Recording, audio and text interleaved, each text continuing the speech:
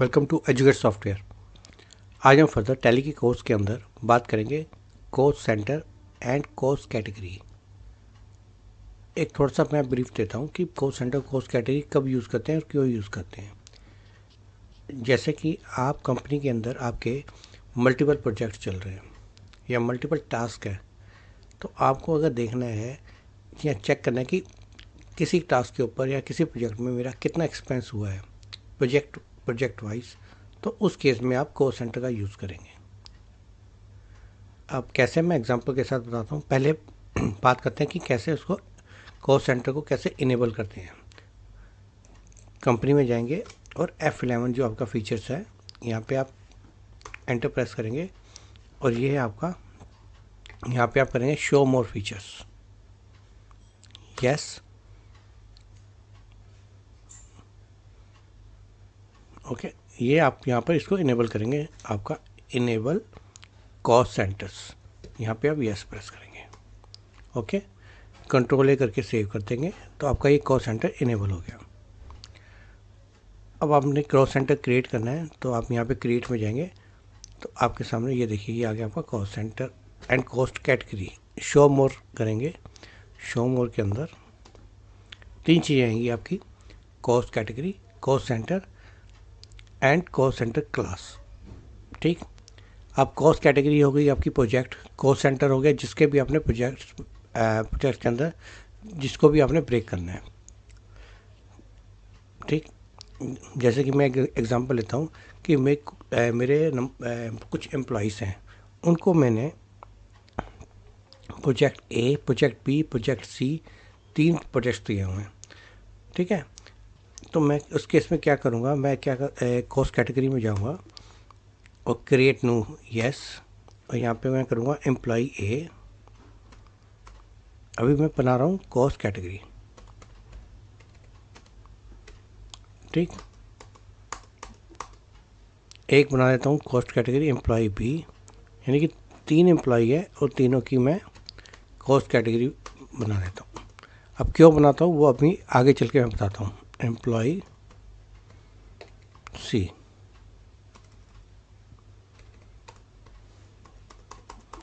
ठीक, एस्केप करके बाहर आ गया। अब कॉस्ट सेंटर में जो मेरे प्रोजेक्ट्स हैं चल रहे हैं, एम्प्लॉई ए जो है वो मेरे काम कर रहा है प्रोजेक्ट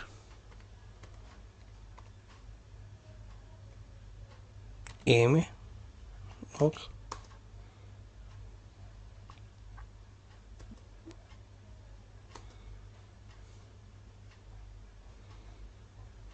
और प्रोजेक्ट बी में,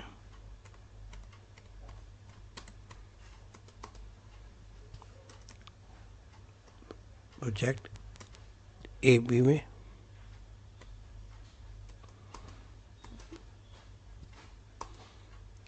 और प्रोजेक्ट ए सी में। ठीक, इसी तरह जो एम्प्लॉई बी है वो मेरे काम कर रहा है प्रोजेक्ट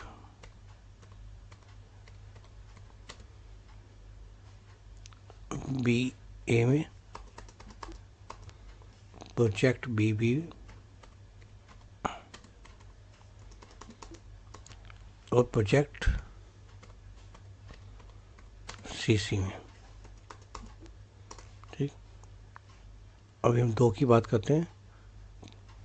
अब हमने क्या करना है, वाउचर एंट्री में जब जाएंगे, वाउचर एंट्री के अंदर मेरी कुछ कैश एक्सपेंस है।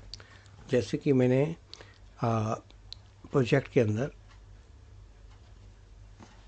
प्रमोशन का खर्चा किया है, एडवर्टाइजमेंट एंड पब्लिसिटी।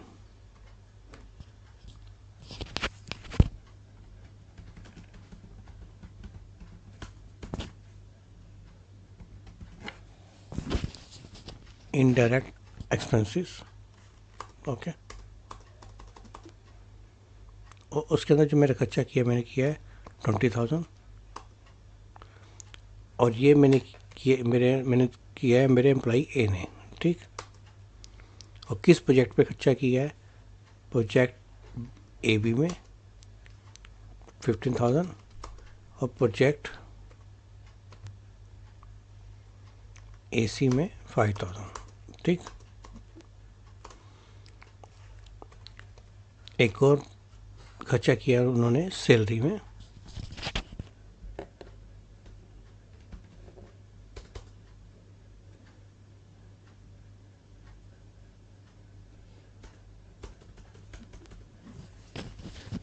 सैलरी जो डिवाइड की है हमने, टोटल सैलरी थी 10,000 की। एम्प्लॉय ए कॉस्ट कैटेगरी के अंदर, ठीक, उसके अंदर प्रोजेक्ट ए की सैलरी थी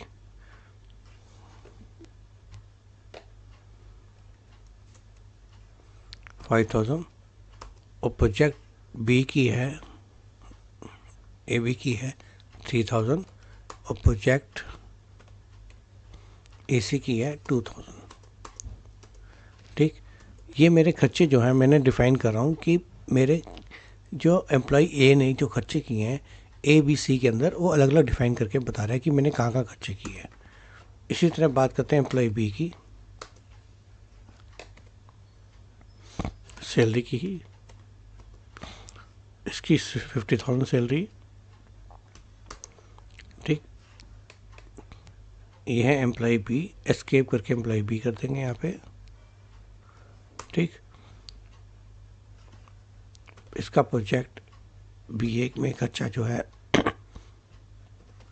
20,000, प्रोजेक्ट बी बी में खर्चा है 15,000, प्रोजेक्ट सी सी में जो खर्चा किया है 15,000। ठीक, इसी तरह सैलरी का जो खर्चा है 40,000 का एम्प्लॉय सी का,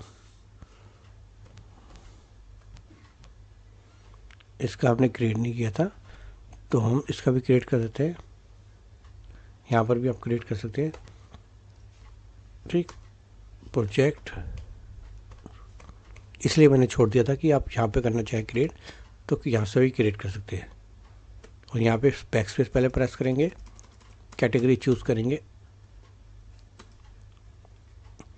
एम्प्लॉय सी, प्रोजेक्ट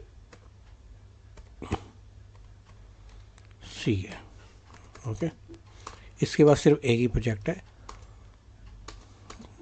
ठीक, तो अगर हमने देखना है कि मेरा टोटल कितना खर्चा हुआ है तो वो तो आप सीधा P&L पे जाके देख सकते हैं, पर अगर आपको ब्रेकअप करके देखना है ए बी सी में कितना खर्चा हुआ है प्रोजेक्ट में, तो डिस्प्ले के अंदर आपका ये रहा statement of account, cost centre.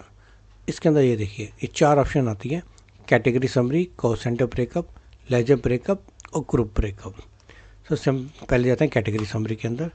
Category summary के अंदर ये देखिए आपका आ गया ऑटोमेटिक एम्प्लॉय ए का खर्चा प्रोजेक्ट ए बी सी में, ए बी और ए सी, एम्प्लॉय बी का खर्चा project B A B B और बी सी सी में, और एम्प्लॉय सी का प्रोजेक्ट सी ए का खर्चा।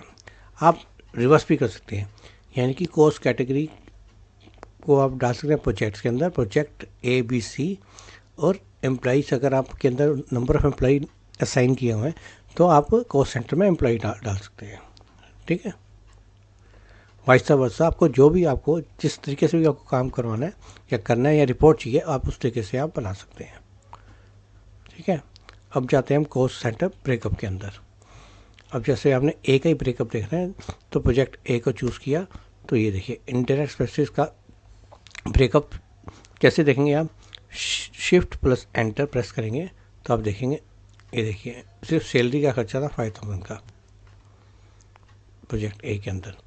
इसी तरह प्रोजेक्ट ए बी में देखना है तो शिफ्ट प्लस एंटर प्रेस किया तो ऐड का खर्चा है 15,000 का और 3,000 सैलरी का खर्चा है, टोटल हमारा 18,000 का खर्चा है। ठीक, तो इस तरीके से आप किसी का भी आप ब्रेकअप देख सकते हैं। अब आगे फर्दर जाते हैं लेजर वाइज ब्रेकअप। अब जैसे ऐड का ही खर्चा देखने हैं, सैलरी का देखते हैं खर्चा, तो ये देखिए सैलरी के अंदर टोटल मेरा जो खर्चा हुआ है उसका ब्रेकअप इस तरीके से है कि प्रोजेक्ट ए पे कितना खर्चा है, ए बी में, ए सी में, बी ए में, बी बी और बी सी। अगर आप सीधा सैलरी की एंट्री प्रेस डालते तो उसके अंदर टोटल सैलरी आ जाती, ठीक है, या एम्प्लॉई वाइज आ जाती। पर आपको एम्प्लॉई के अंदर भी आपको प्रोजेक्ट वाइज चाहिए या एम्प्लॉई वाइज चाहिए, तो आपको इस तरीके से आपकी सैलरी आप डिफाइन कर सकते हैं, ठीक है। तो अब आपको क्लियर हो गया होगा कि आपको कॉस्ट सेंटर या कॉस्ट कैटेगरी क्यों बनानी पड़ती है, ठीक। लास्ट एक और भी है आपका group wise breakup, indirect expenses. ये देखिए, ये आपका ग्रुप वाइज ब्रेकअप है इनडायरेक्ट एक्सपेंसेस का।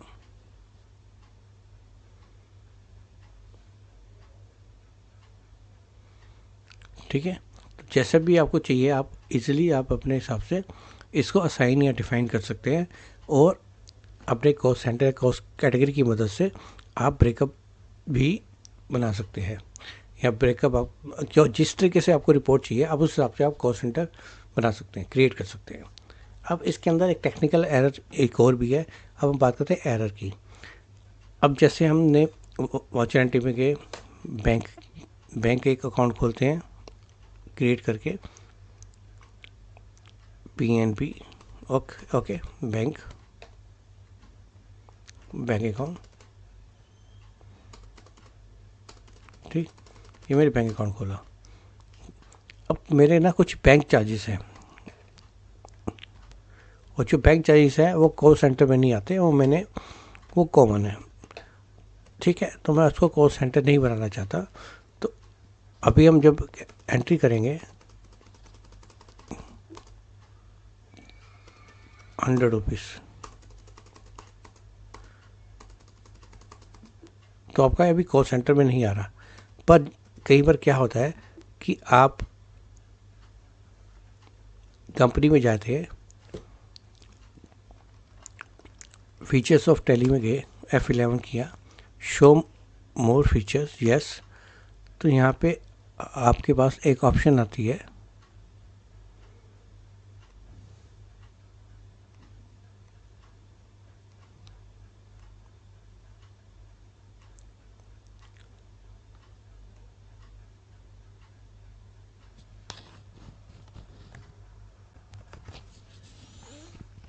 ये देखिए, ये ऑप्शन आपकी आ रही है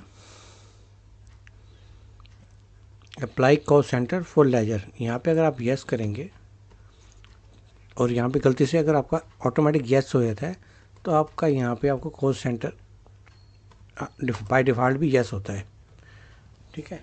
तो उस केस में आपको जब भी आप बैंक चार्जेस की एंट्री करेंगे, PNB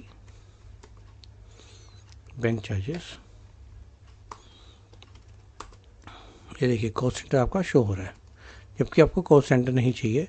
तो उस केस में आपको वॉचर अल्टर में जाएंगे, लेजर में बैंक चार्जेस, और यहाँ पे आप अगर ये कॉस्ट सेंटर शो नहीं हो रहा तो आप क्या करेंगे, यहाँ पे F12 में जाएंगे, ठीक। F12 के अंदर ये ऑप्शन आपकी आ रही है apply cost centre for ledger, यहाँ पे आप नो कर देंगे और कंट्रोल ही करके सेव कर देंगे, कंट्रोल ही करके सेव कर दिया। उसके बाद जब आप एंट्री करेंगे तो आपका यहाँ कॉस्ट सेंटर के बारे में नहीं पूछेगा। तो आपके पास कई बार ये एरर आती है, तो हर एक लेजर के अंदर वो कॉस्ट सेंटर आपका मैंडेटरी फील्ड डाल देता है। तो उस केस में आप जब इसको डिसेबल करने चाहते हैं लेजर के अंदर, अकाउंट मास्टर के अंदर, तो वो आपकी कॉस्ट सेंटर शो नहीं होता। तो उस केस में आपको F12 करके आप उसको डिसेबल कर सकते हैं और उसके बाद आप इसकी एंट्री पास कर सकते हैं, ठीक। तो ये एरर कई बार आती है, जैसे अभी भी मैंने डिसेबल कर दिया उसके बाद भी एरर आ रही है। तो मैं दोबारा जाता हूँ उसके अंदर, बैंक चार्ज में जाऊँगा, F12 कॉन्फ़िगर करूँगा। इसके अंदर ये देखिए आपका अप्लाई कॉस्ट सेंटर, यहाँ पे तो मैंने नो कर दिया था, पर नो करने से पहले मुझे यहाँ पे यस करके यहाँ पे आकर आपको नो करना पड़ेगा। पहले से इसको सेव करेंगे, उसके बाद दोबारा बैंक चार्जेस में जाएंगे और यहाँ पर आप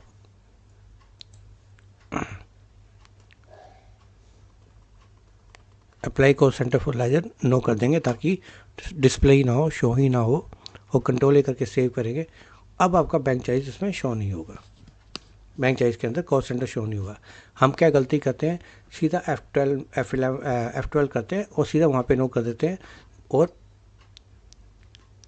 जब बैंक चार्जेस का मास्टर में हमने क्रिएट किया था, उस समय जब हम एक बार ऑलरेडी ऑटोमेशन पे कई बार क्या होता है, डिफ़ॉल्ट में जैसे होता है, ओके, वहाँ पे पहले आपको नो करना पड़ेगा, तब जाके आप F11 में जाके कॉस्ट सेंटर को नो करेंगे, तब जाके ये आपका रिमूव होगा। नहीं तो आपका बैंक चार्जेस के अंदर आपको वही एरर आती रहेगी, या बैंक चार्जेस या किसी और लेजर के अंदर। ठीक है, अब हम देखेंगे तो ये आपकी एरर रिजॉल्व होगी। ठीक, बैंक चार्जेस में गए 10 रुपीज़, ये देखिए अब आपका कॉस्ट सेंटर के बारे में नहीं पूछ रहा वो। तो क्लियर हो गया आपको कि ये एरर कैसे आपको रिजॉल्व करनी है। किसी भी लेजर को आप एक्सक्लूड कर सकते हैं कॉस्ट सेंटर के अंदर F12 के फीचर से नो करके, पर उससे पहले आप लेजर के अंदर अल्टर में जाके नो करना है। ठीक है, तो आप किसी भी लेजर को आप कॉस्ट सेंटर से हटाना चाहें तो हटा भी सकते हैं, और किसी लेजर को भी आपने कॉस्ट सेंटर में इनेबल करना है तो वो आप डाल भी सकते हैं। ठीक है, तो ये था आपका कॉस्ट सेंटर और कॉस्ट कैटेगरी। एक ऑप्शन आती है कॉस्ट क्लास की, वो क्या होती है मैं आगे चल के आपको बताऊंगा कि कॉस्ट क्लास क्या होती है। जैसे कि हमने जब गए थे हम क्रिएट के अंदर, तो इसके अंदर शो मोर के अंदर एक आपका आ रहा है कॉस्ट सेंटर क्लास। ये आपको ये अलग से फंक्शन है, इसके बारे में मैं आपको अलग से बताऊंगा कि कॉस्ट सेंटर क्लास क्या होती है। ठीक है, उम्मीद है आपको कॉस्ट कैटेगरी और कॉस्ट सेंटर बिल्कुल क्लियर हो गया होगा। जब भी आपने एक्सपेंस आपने की रिपोर्ट आपने चेक करनी है सेपरेटली कि मेरी प्रोजेक्ट वाइज, कैटेगरी वाइज या कॉस्ट सेंटर वाइज मेरा कितना एक्सपेंस हुआ है, तो आप उस केस में आप कॉस्ट सेंटर का यूज़ कर सकते हैं। ठीक है, फिर भी अगर आपको कहीं डाउट है तो मुझे कमेंट बॉक्स पे लिखिए, मैं उसको रिजॉल्व करने की कोशिश करूँगा। Thank you. मेरे चैनल को लाइक और सब्सक्राइब जरूर कीजिए ताकि आपके लिए मैं ऐसी वीडियो और भी ला सकूँ और आपके साथ शेयर कर सकूँ। Thank you.